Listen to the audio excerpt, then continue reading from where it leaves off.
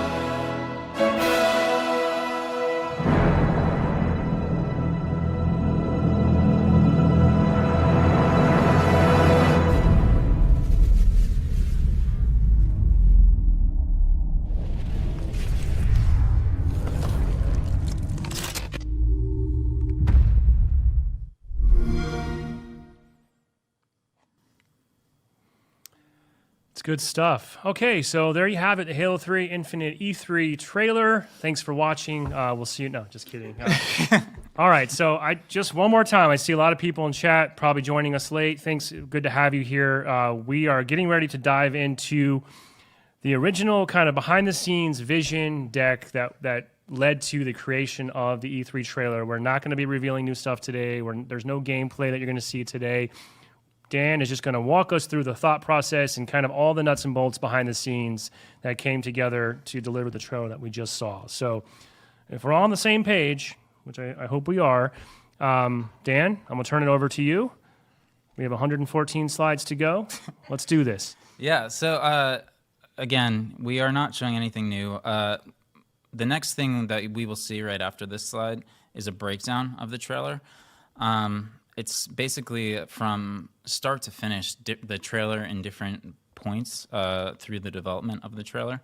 And I'm going to go through kind of what we were thinking before anything was even made, kind of how we reevaluated what we wanted to do in our first kind of steps, showing anything related to Infinite. And then the last thing is basically just show from concept art to the trailer asset, and there'll be a bunch of basically shot for shot how it went from concept to the actual final thing. So here we go. Here's a making of the trailer.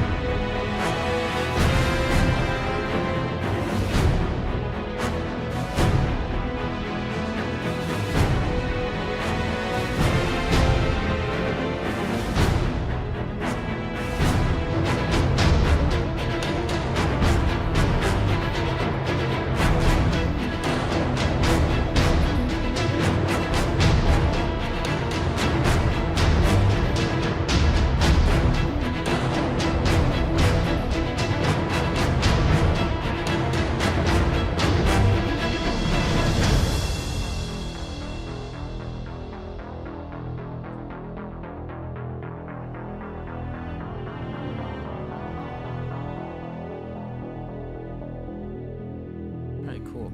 Love that video. Yeah, so to kind of start at the beginning, at 343, we do a lot of kind of looking back at ourselves and looking at like the way that we've promoted Halo in the past. And one thing that we really looked at were the way that Halo has been marketed. And one thing that we really wanted to change in coming out with Infinite was change the perception around things. And instead of starting from fear, like with Halo 4 and Halo 5, it was, hunting Master Chief. In Halo 4, Chief in a lot of the marketing materials was shown being restrained. And the kind of marketing tagline was "An Ancient Evil Awakens." We really wanted to focus for the campaign for Halo Infinite on hope. And that kind of became something that was really important to us to have that come across. As we stated earlier, I'm a longtime Halo fan. I got into this community at a really young age. And the first thing I ever saw was the Macworld trailer, actually. And those images and all of those things from Macworld always stuck in my brain. And we wanted to get back to that. And so we really wanted to have more hope, more mystery, more wonder, more agency, more heroism, more symbolism in the trailer, and just, like I said, more wonder. We really wanted to focus on that feeling of being able to have a living world be at your fingertips, and to get back to what kind of Halo 1 espoused, which was that feeling of kind of cresting over a hill and seeing places for you to go explore. So our next steps became, how do we turn fear to hope? How do we create a sense of rhythm in the trailer so that as you're watching it, you can start to seed things that later get paid off as the trailer progresses throughout the minutes and seconds? How do we connect to our legacy? We're an almost 20-year-old franchise at this point. We can't neglect that. How do we build a sense of mystery in it? And how do we include Master Chief? Because we knew that we would have to. And we wanted to do that in a special way. So what does hope look like? How do we create a shorthand for it? How do you make a feeling visual? How do we create that sense of rhythm? What can we return to and weave within? Connecting to our legacy and mystery, what that meant to us was, how do we invite people to tell their own stories? Because the stories they tell are largely better than any story that we can create, because they're personal and they're their own. And so our North Star became that we wanted to leave the audience believing that this is a place I want to live in, explore, and fight for. And then I asked myself, how did Halo kind of Combat Evolved do that? And I created this video because, again, I say, for people that are coming into the chat now, like, one thing that I stated was we largely have to sell these ideas not just to executives, but just to the team, because these trailers and things like that are made by a significant amount of people. And so if you can connect it back to something that was in the past, something familiar, you largely can get buy-off on ideas a lot quicker. And so in Halo 1, I created this video that basically shows some of the ideas that I wanted to espouse in the trailer, which is that when you're walking around in Halo 1, you can look down at the world, and the world goes on, and it feels like the space you're in, even though it's a corridor or feels somewhat cramped, when you look out onto the space, it feels like it goes on forever. So the space has this sense of expanse. And even though you're kind of in this tight area, it feels much larger than it actually is. And so we wanted to get back to that idea in the trailer, ideally. So we created kind of these principles that we would refer to with the team. The first one was that the world is larger than the frame. The other thing that I'll say here is that any of this art that you're seeing is not actual concept art for Halo Infinite. This is just some renders that I did. So I just don't want that to get twisted. Again, this is not concept art. The second belief was that we wanted to empower the audience to create their own stories, because the stories that the community creates, like I said earlier, is better than anything we can make. Like, we want people to speculate on this stuff. We want people to talk about it. We want people to get excited about it, because we're excited about it. And then the third one is, this was actually one, so Chris Lee had this mandate that he wanted, which was that every week he wanted an email that basically stated, this is the progress on the trailer, these are the things that are coming up, and this is kind of what's happened in the last couple days. And so every time that I would send one of these emails, they were kind of like these nicely formatted emails, and one of them would always, at the end of it, we would always say, make the composition a place you want to get lost in, and make the world a place you want to go. And I think that concept is really important for Halo, because when you go back and you look at the Macworld stuff, or you look at even Silent Cartographer, or just the level Halo in Halo 1, it has that sense of like it's this bright, cheerful place, but you get to shoot things and ride around, and it's kind of fulfilling all of these fantasies that you have about sci-fi and that whole idea of kind of going out amongst the stars. And I think that concept was so strong. And so we wanted to make the trailer this place that you want to repeatedly go and get lost in. And we wanted to fill each frame with that sense of that. And so we created this graph for how we wanted this to flow and how we wanted people to experience the trailer as it was happening. And this is 100% real. This was what we had, because it's not going to be believed. Like, that's the reason I'm like stating this. This was the experiential escalation we wanted people to have. We wanted people to be like, I don't know what this is. This is cool. This is beautiful. I think this is Halo. And then this is Halo. I'm excited. And so we kind of mapped this out in like February. This was a while ago, how we wanted it to feel as people were kind of watching it. And then here were some of the results after E3.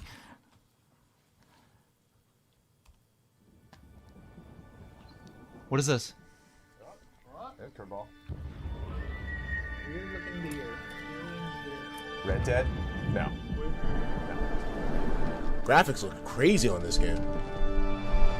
Realistic rocks, my boy. Recore? Oh, it's Rage. Oh, No, too modern. No, Splinter no. Cell. I don't think it's Rage. What is this? Far Cry Primal 2. I'm so nervous. Africa 2. What's this though? Oh, hang on, they're Halo Marines. They're Halo Marines. There they are. There we go. They're...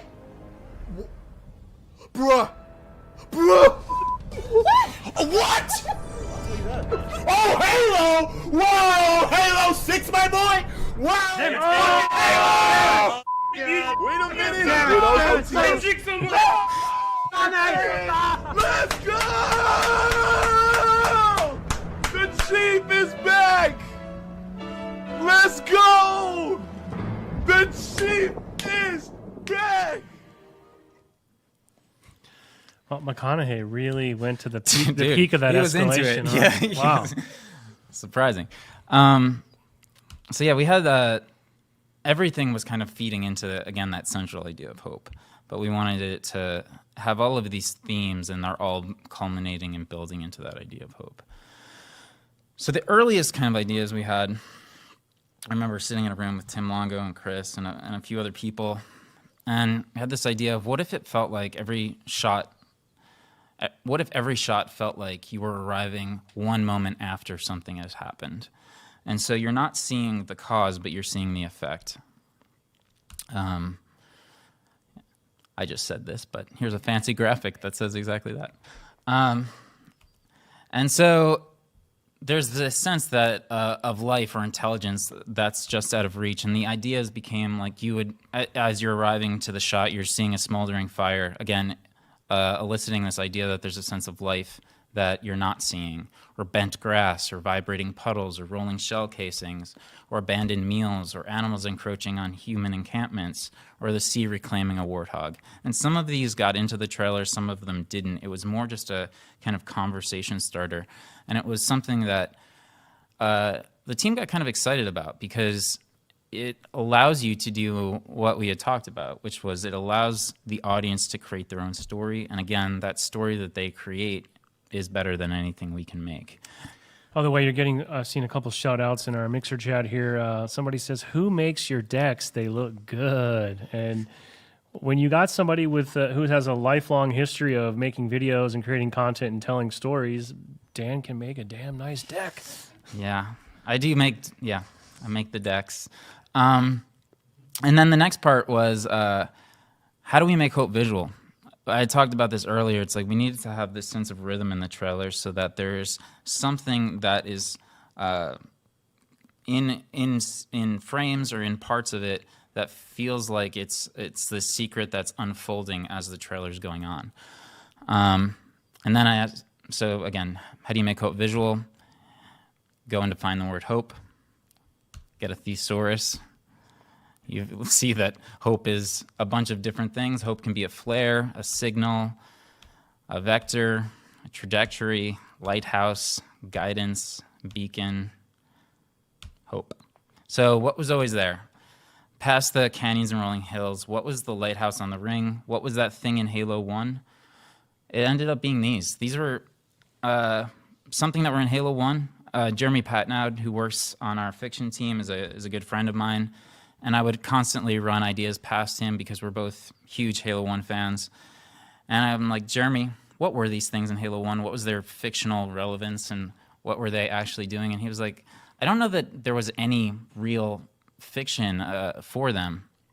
I think they were called communication towers or communication beacons. But in Halo 1, when you first see them, what they are from a gameplay perspective is it's just something that tells you that past this little canyon that you're in, there's more to go explore. And that idea was so kind of sticky to me. It was something that became really fascinating. And so I went, booted up Halo 1, captured this video, because again, I have to prove to the team that this could work.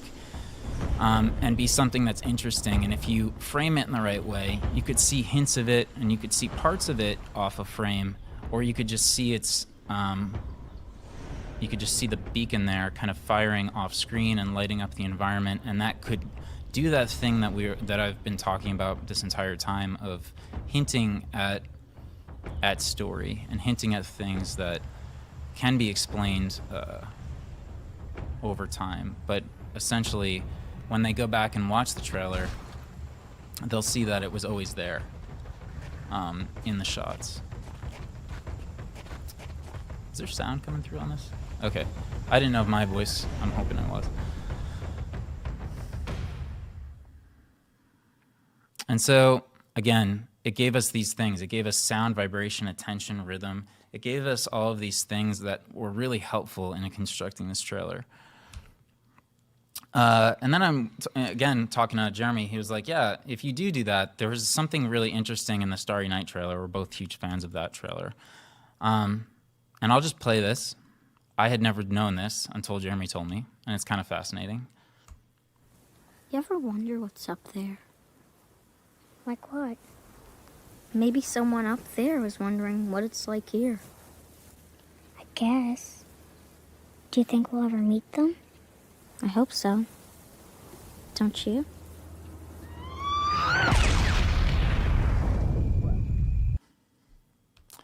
So, did you see it?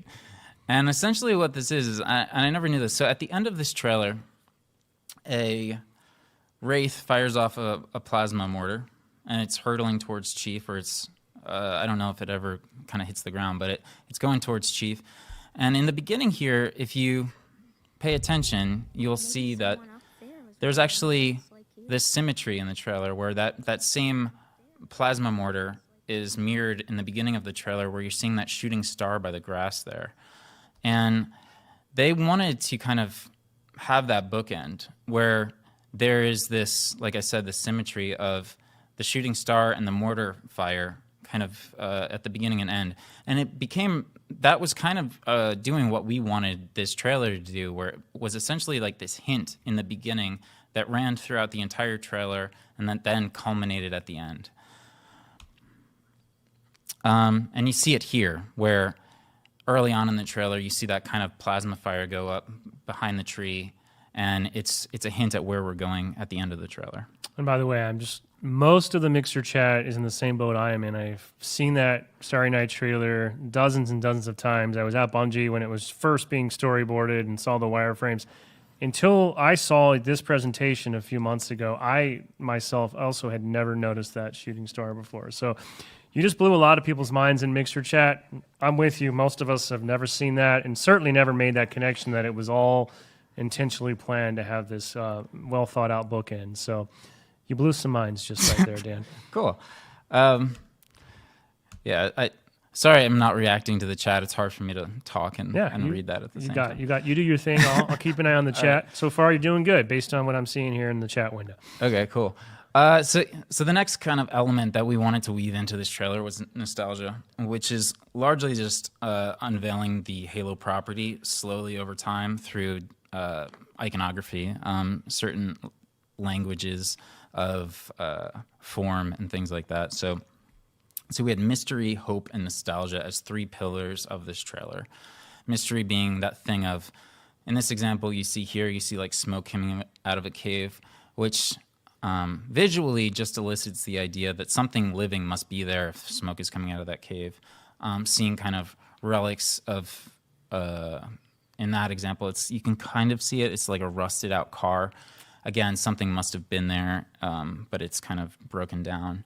Hope was the beacon. Nostalgia is seeing parts of the UNSC architecture, whatever that ended up being. We didn't specifically know when this exact slide was made, but just essentially iconic shape, language, and characteristics of Halo kind of being unveiled as the trailer progressed.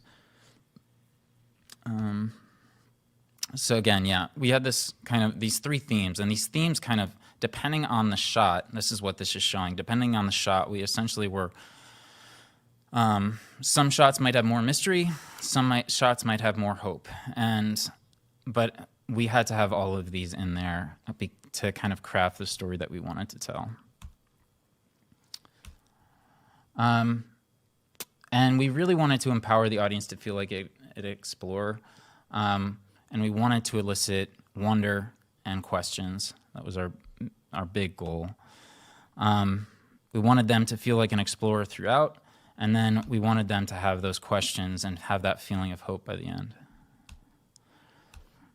And again, to reiterate the same point that I've kind of stated a bunch here, it's the sound and imagery pose questions that we don't answer. It's really important that we don't answer all the questions that we pose, because again, the questions we pose should be personal to the audience and to the fans. Like, we want them to kind of create the story for us and to have that personal experience with Halo. And I think this last line is actually really important, because the trailer really exists to sell the promise of the world that we're creating and sell the promise of the hopeful nature, I think, of the world that we're creating. All right, and what do I have here? Oh, earliest concepts. I don't think anybody wants to see concepts, right? These were some of the earliest slides that we have. Again, kind of emerging from the cave, which ended up being in there. Animal herds. Again, some of this went into the slip space nature of the slip space demonstration nature of this. Like, we wanted to show that our engine can do a lot of characters on screen at once, because that is one of the great things about our engine. Hints in the mud. We created these mood boards. Again, we thought about doing interesting framings on things so that we aren't showing everything, and then over time we show more and more. It kind of, that visual language of cropping things so that your mind has to fill in the frame is something that was really important early on. And that's essentially what happens when you see Chief in the trailer. I don't know, the earlier breakdown trailer that we showed at the very beginning of this shows that we played with a lot of how to show Chief. It was, anytime you have Master Chief in a trailer for Halo, it's going to be probably the most contentious shot you have in the trailer, because everybody's going to have an opinion on how you should do it. But what ended up being really important was that we wanted the fans to kind of fill in the rest of him. We wanted to show his helmet, show that he's there, but then have their mind fill in the blanks, because that, again, goes to that idea of them kind of empowering the audience to kind of come up with the story themselves. yeah, we just played a lot with like different ways to show people. This was something that we did, but ended up getting cut at the last minute. So the way that the stage is designed at E3, we had some early understanding of what the stage was going to look like. And they have these right here where you're looking at this, you see Xbox One and Forza on the left-hand side. And then there's some screens on the right-hand side. And so what we ended up doing was making essentially every shot had 3 different cameras pointing at different parts of the world. And then as the shot progressed, it would fill in these, if you were at the show itself, you would essentially see this like panoramic view of the trailer. So it would feel like this kind of really wide version of the trailer. And this actually ended up getting cut pretty much last minute, but it was a lot of extra work that we went in and did. I would have loved to have seen that. I know sitting in the audience, like the Forza guys, they did light up all of those peripheral pieces, and I think it was pretty amazing the way that it did. But I didn't even know this was supposedly maybe going to be something for us until I saw your presentation. Yeah, and this was just something I did for the lighting artists. Again, just to give you guys like a glimpse into how some of this stuff is made. This is essentially like a Pinterest board for how each shot needs to feel in terms of color and mood and all of that kind of stuff. Burning Man. Yeah, Burning Man. Alpine. This is actually the earliest animatic, or if not one of the earliest animatics of the trailer. And you'll see it's a little bit different. We added this stuff. We didn't know you never know when you make an E3 trailer where you're going to end up in terms of the placement, like if you're going to be at the beginning of the show, or if you're going to be at the middle, or if you're going to be at the end. This video, the only reason I'm prefacing this is this video assumes that we were at the end, but it's more just to get people's minds head into like thinking about it because they're not necessarily on the same page as us. I have one more exclusive title to share with you.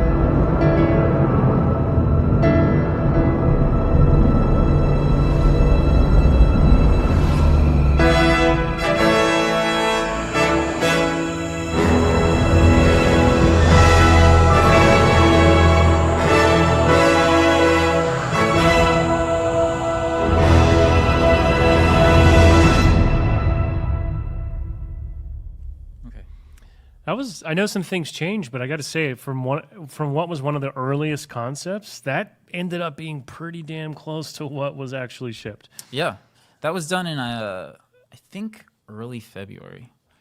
Yeah. Yeah, you guys were already pretty close to the mark. Yeah. And no, just so for the jokers in the chat, or you're joining us late, no, that was not actual game footage from the Slipspace engine. We are watching an early concept animatic from the E3 2018 Halo Infinite trailer. Yeah.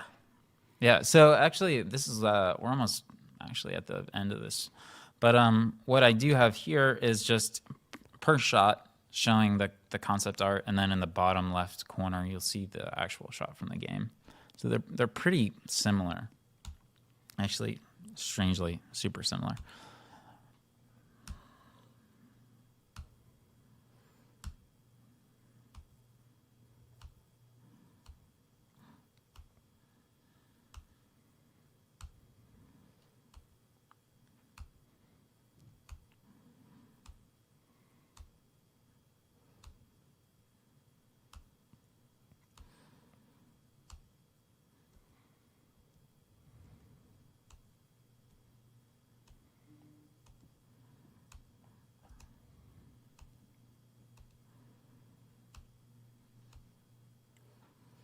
All right, and then we have Rhino. the Rhino. Yeah. What did you guys? So I just referred to this as the Space Rhino. Was it? What did you guys? What was the literally team called calling it that this? too. Oh, really? Yeah. Everyone just called it the Space Rhino. Yeah, we call Okay. it the Space Rhino. I like the Space Rhino. Let's make it yeah. official. Yeah, Matt Aldridge. I know probably a lot of the community doesn't know who he is, but you probably should, because he ended up.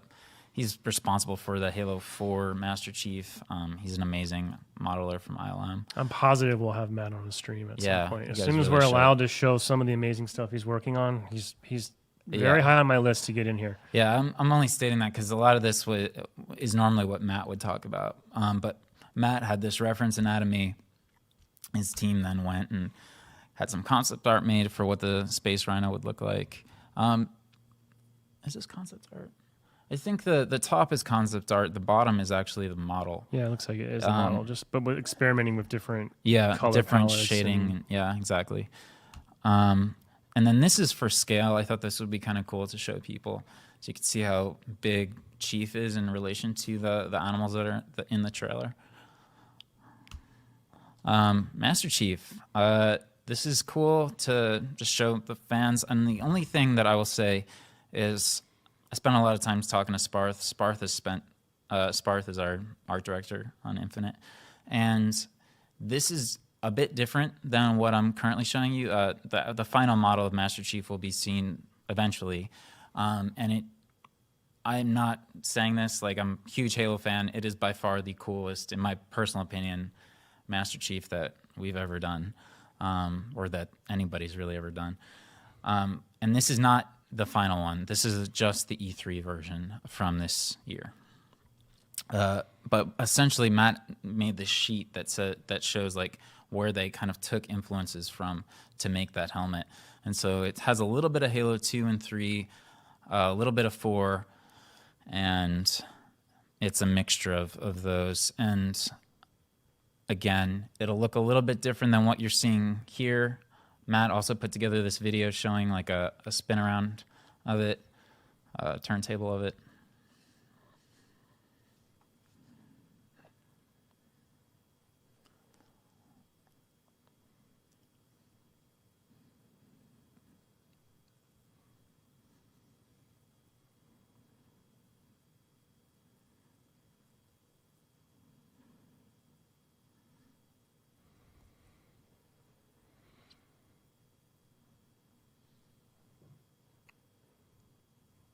I think Sparth and Matt and team are safe to say they're on the right track, just based on the reactions during E3 and the reactions we're seeing right now. Yeah.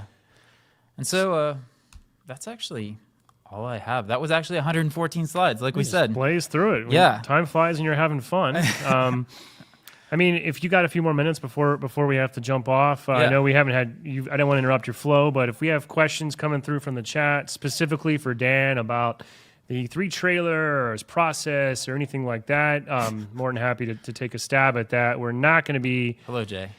We're not going to be answering Good a to lot of see those you. questions that I've seen scrolling through the Mixer feed for the last 45 minutes. So, and I know I saw some questions coming up about Slipspace and things like that. Just a reminder, we're hoping that we will have Chris Lee be a guest on the social stream next week. Chris is the head of the Halo Infinite team here at 343. And as long as that works out as I'm hoping, we'll have him on here, and maybe we can get him to answer a few of these questions that Dan and I are not equipped to answer. So hold those, come back next week, and we'll see if we can get Chris to shed a little bit more light on what he and the team have been doing since June. But what do we got for Dan here? Is that the new 343i logo? No. Not really, no. No. Dan just makes cool stuff like that for the heck of it. Yeah, that's actually true. So a lot of this presentation we gave to people at PAX. They came and visited the studio. And actually, I just made that for the people as they entered the room, so that there was something looping as they entered. All right, the questions are scrolling so fast. One that I saw popped up was just like, how did it feel after the trailer finally aired and it was out there and seeing the reaction? Like, how did it feel for you personally? That's a good question. I honestly was just proud that we finished it, and that like it got out there. I don't. It was. I mean, I'll be honest. I had never actually done something like that from start to finish. So it was just really. I was more proud of the team for getting it across the finish line, and we did it in a way that I thought was really good. Like, we didn't crunch on it at all. I don't think I ever saw somebody on working a weekend. I was just more proud in the way that we got it finished, and we did not. And I swear this is true. We did not know how it was going to be received at all.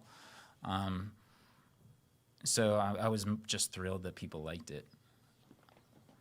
I think, I think everyone did like it. Safe to say. I mean, get goosebumps still every time, right? And Yeah. it was cool to be there in the moment, in the auditorium, and then later to see your sort of emotional escalation chart. Like, I mean, I literally experienced that in real time, and I think everyone sitting around us did. Like, we could hear it, and you could just feel the energy kind of ramping up, Yeah. and then finally the crescendo of, oh my gosh, it's Halo, it's Chief. Yeah, I mean, that was like one thing that we kept having to come back to, was mapping to that curve of like, is it actually, especially with there's some things in there technically that we had to get right, like depth of field, which it's a technical term, but like if you have an iPhone that has portrait mode, it's the kind of bokeh that blurs out when you take a portrait mode picture.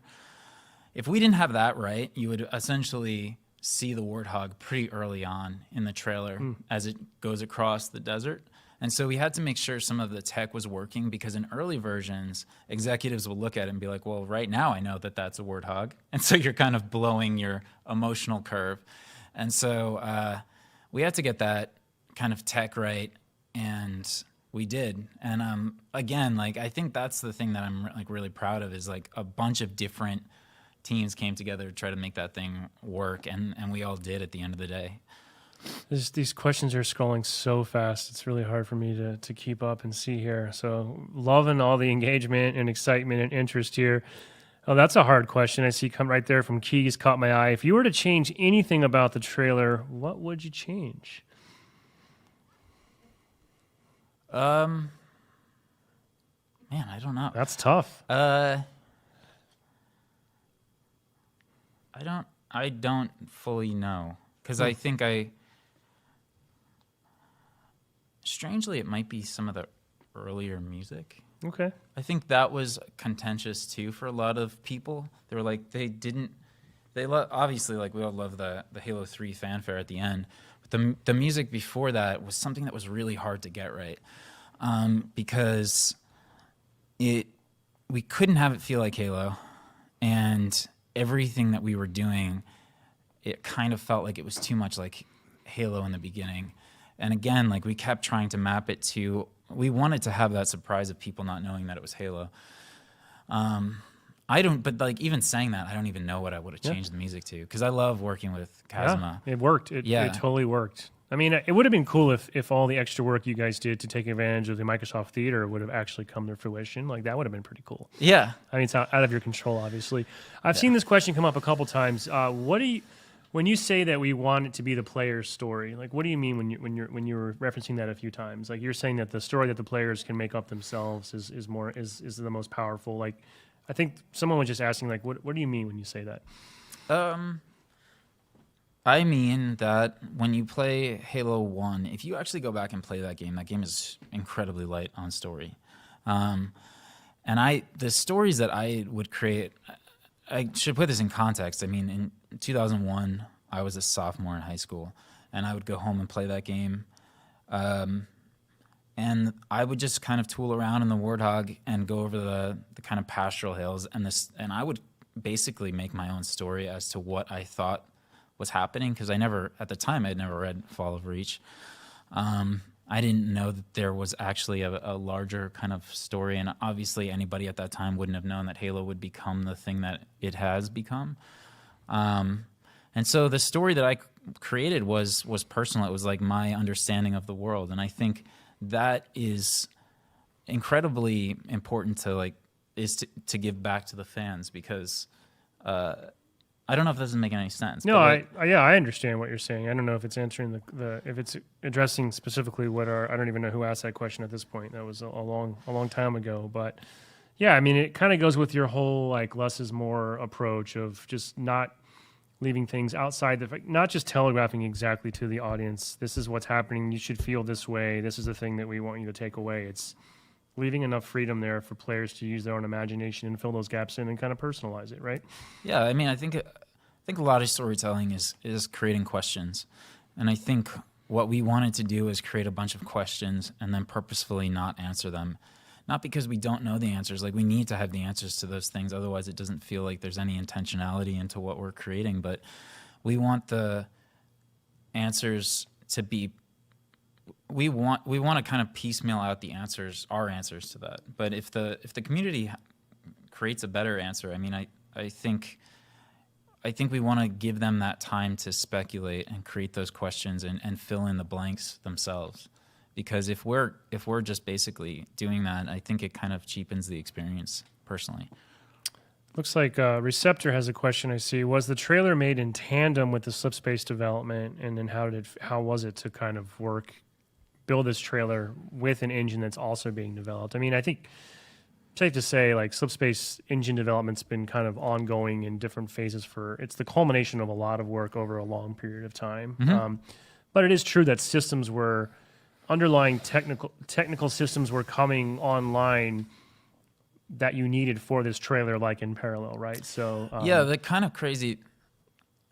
Chris should talk more about this than I should. But the crazy thing about slip space is there's a lot of the underlying tech that was being built for slip space at the time of this trailer was none of the rendering technology, and so we needed to create obviously a pretty good looking trailer, but none of that technology at the time was essentially being worked on. And so around the time that this trailer was being made, they actually had to kind of go all hands on deck with certain people and have them focus more on some of the rendering technology and some of the different graphical enhancements that we were talking about. But even then, like, this is not the final. What you see there is not the final suite of what will be in Halo Infinite. It's. I think Chris would agree, and I don't think it's hurtful for me to say. I mean, our engine will always be working. Like, people will always be working on our engine. Totally. Yep.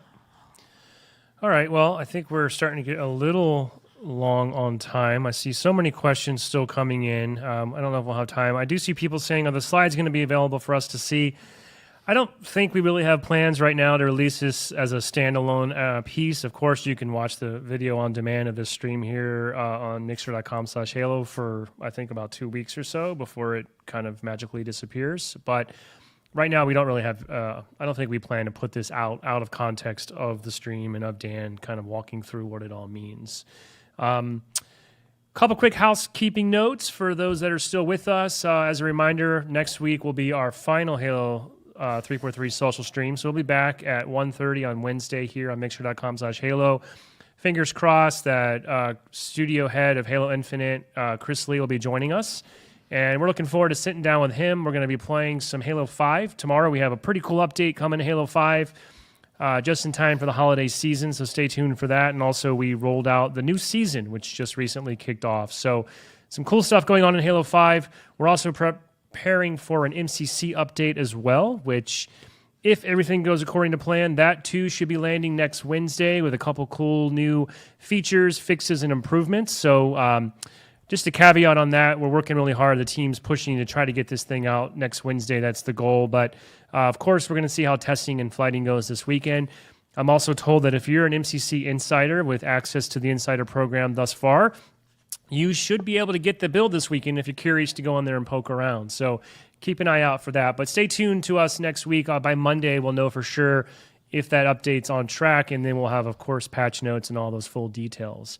And I think that was basically it for my housekeeping notes. So, Dan, I really appreciate you coming here today and sharing this. Thanks, I hope our audience enjoyed this. It's kind of taking a different approach. I don't think we've really gone to this level of content and behind the scenes and kind of how the sausage is made. This is something that I would probably expect to see at like GDC, for example. So if you like this kind of thing, if you enjoyed this stream today, let us know, because there's so much making of story to tell in this building. And I'd like to find ways when the time is right to bring more of the great work the team is doing and help you just understand what goes into something like a trailer, and then, of course, all the different aspects of the game as we slowly start revealing that over time. So it will happen, I promise. I've seen people saying, are you actually going to show us real gameplay ever? Pretty safe to assume between now and release, you will actually see and learn a lot more about Halo Infinite. So stay tuned for that. And a belated shout out to Atomic Jorge and all of our friends down in LATAM. We appreciate it. Thanks for the support. I've seen you come through a few times on chat, and I missed you earlier. So appreciate it. And Dan? Yeah, thank final you guys. thoughts? No, my only real thought is that we really are making this in mind with the fans. Like we want this to be something that is extremely special for people that have stayed with us for as long as they have.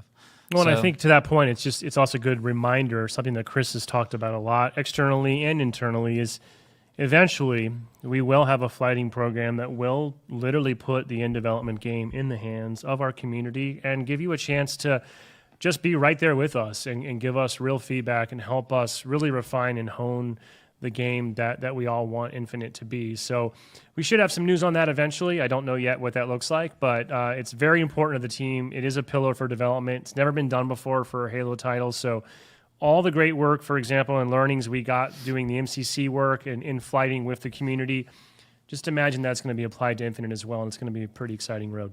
Yep. Cool. Well, so thank you all. Thanks, for tuning Dan. in. Yeah, appreciate thank it. Thank you, everybody, for joining us today. Sketch here. Thank you, Michael and Liz, for helping run the stream. And we'll be back next Wednesday for our last stream of the year. And until then, we'll see you online. Thanks.